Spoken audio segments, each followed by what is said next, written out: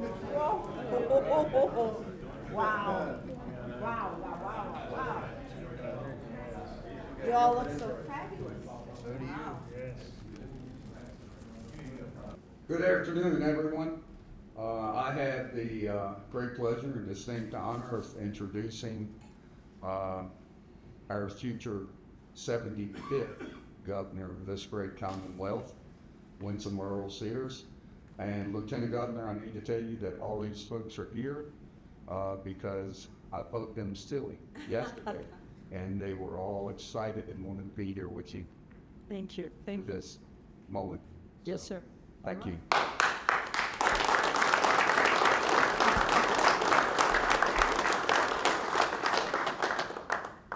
I look at all of you and I'm just amazed and I'm humbled that you would all be here for me because, as governor, I'm going to make sure that I'm here for you because of you, we can talk about economic development. We can talk about keeping our children, our businesses, our families safe because of you.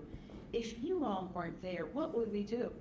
Exactly. So that's why we need you.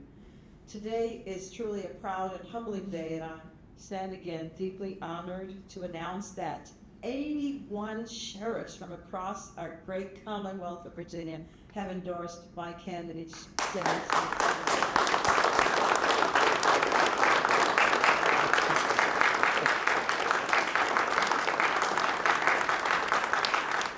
Folks, that's more than any candidate for governor in our state's history. And that's truly an amazing feat. I also received the endorsement of the Virginia Beach Police Benevolent Association, the city where we stand today.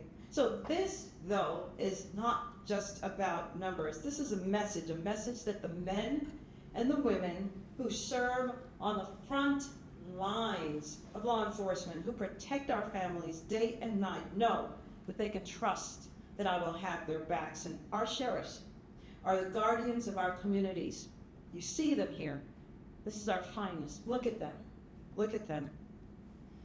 They're the first to answer a call, no matter the hour, no matter the risk. I've seen it firsthand. Their support is something I will never take for granted, and I pledge to earn it every single day that I have the honor to serve you. As your governor, I will ensure that our law enforcement officers have what they need to do their jobs and to come home safely to their families. I know you've heard me say that many times, but I can't say that enough. I want you to leave the job at the job. It's hard to turn it off, but I want you to do that. What are we going to talk about then as my being governor? We're going to have real, reliable funding for our sheriff's departments so that they will never be forced to do more with less. That's nonsense. We're going to have stronger recruitment and retention efforts so that we can put more deputies on the streets, not fewer. Modern equipment and technology is necessary so that you can stay one step ahead of violent crimes. I was seeing the state police, and I saw a video where in the cars that they currently have, they were chasing a suspect. But because of the new cars that they have, I saw a silver streak blow by the officer's car as if he were at a standstill. That's what I'm talking about. You need the tools necessary to keep us safe. So we're going to have the equipment. Above all, I'm going to be standing with you, not against you. You put your lives on the line for us. Let me say it again. You put your lives on the line for us, ladies and gentlemen. I'm proud of what we've accomplished together over the last 4 years. You've heard of Operation Ceasefire. It's worked. Crime dropped in 12 of 13 targeted cities, and violent crime fell in 9. Of course, as you know, our great Attorney General, Jason Miyares, was a part of that. Norfolk, my former hometown, homicides are cut by nearly 2/3. Our sentencing reforms prevented the early release of over 550 inmates violent inmates. That was just in a single month. We secured $22 million to expand Operation Ceasefire and to bring safety to our cities. We've made organized retail theft a felony. This is hitting criminals where it hurts. And as I've said before, if you can't do the time, then don't do the crime. Thanks to strong enforcement and smart reforms, Virginia is seeing real results. We've got lower violent crime, we've got safer streets across cities and towns, but we're not done. We're not done. When I'm governor, we're going to tackle one of the biggest challenges facing law enforcement: recruitment and retention. So we have done better since we've been in office, because I believe when people understand that you see them, you hear them, you're going to fight for them, then it brings more people back into law enforcement. And so staffing has improved, but in some places it's not where it needs to be. And so here's what I'm going to do. I'm going to provide incentives. I'm going to exempt the first $20,000 of their salaries from taxation. We must do something. I'm going to ensure fair pay raises across the board, whether you're on patrol, working in our jails, or serving in corrections. It must be done. And yes, we'll provide additional support and benefits for those who face the greatest risks on the job. Let me be perfectly clear. Don't misunderstand me. There are some lines I will never cross. If I'm elected governor, if I'm so honored, I will veto any bill, hear me well, any bill that weakens qualified immunity. In fact, not only will I veto it, I will burn it.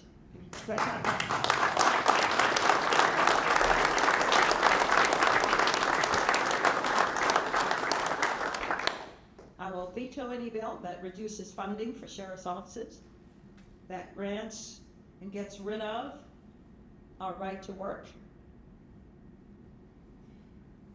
I will veto any bill that lowers the mandatory minimum penalty for assaulting a law enforcement officer.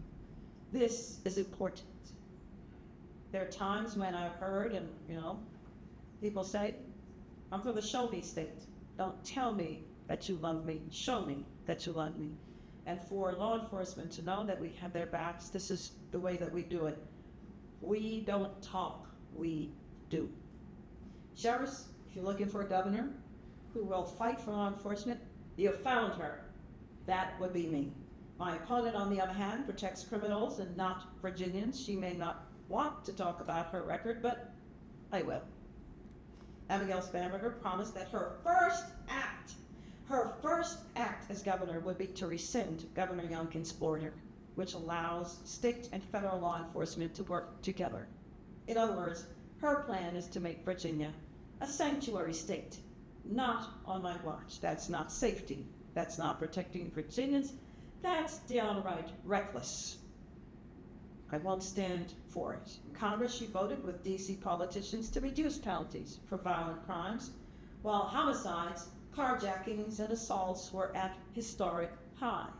And we know that crime doesn't stay in DC, it travels to Virginia. We don't want it anymore. She puts politics before public safety and told criminals there would be fewer consequences. DC's crime, again, doesn't stop at the Potomac. She must be held accountable. Soft on crime is where she is. She was endorsed by Steve Descano, the prosecutor who lets criminals walk free. Just a few weeks ago, one of his releases nearly kidnapped a toddler in broad daylight, just days after his arrest for a felony hit and run. He was simply let go. I have called on my opponent, Abigail Spanberger, to disavow Steve Descano's endorsement and tell him, do your job and keep Virginians safe.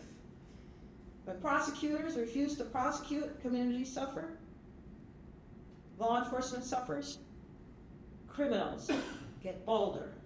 Once again, she has said nothing. She voted against the Lincoln Riley Act, a common sense law which requires illegal immigrants charged with theft or serious crime to be detained instead of released back into our communities. after a young woman was murdered in cold blood, Spanberger actually said in the papers recently, the bill wouldn't have stopped her murder. As a mother and grandmother, I can't imagine saying such a thing. No parent should have their child ripped away by a monster. And by the way, Abigail, if that bill existed before her death, that woman, Laken Riley, would have been alive today. I couldn't be more clear. Abigail Spanberger sides with criminals and stays silent while Virginians pay the price. Sheriffs, let me tell you something. With me, you'll have a true friend in the governor's mansion, and our partnership won't stop on Inauguration Day. You already know that because I've been meeting with so many of you throughout my time as Lieutenant Governor. And our partnership, again, is exactly what it is. It's a partnership. It's very important to me. I want to know how to serve you better, and that includes, as you've heard me say before, when I addressed something that's long overdue, mental health support for our law enforcement officers. When you're looking at child trafficking videos, child molestation videos, sex trafficking, that affects you here. I want you to go home whole to your families. It's time we make that a priority, not during just my term, but for every governor who follows after me. Virginians, your families will not be victims of violent crime if we have anything to say about it. We will not cower. We will not surrender our neighborhoods to drug dealers, gang members, or predators. Together with our sheriffs and deputies on the front lines, Department of Corrections personnel, we will make Virginia the safest place in America to live, work, and raise a family. To all of you, every single one of you, you've raised your right hand and you've sworn an oath to protect us. We thank you. Virginia thanks you. God bless you, and God bless our great Commonwealth.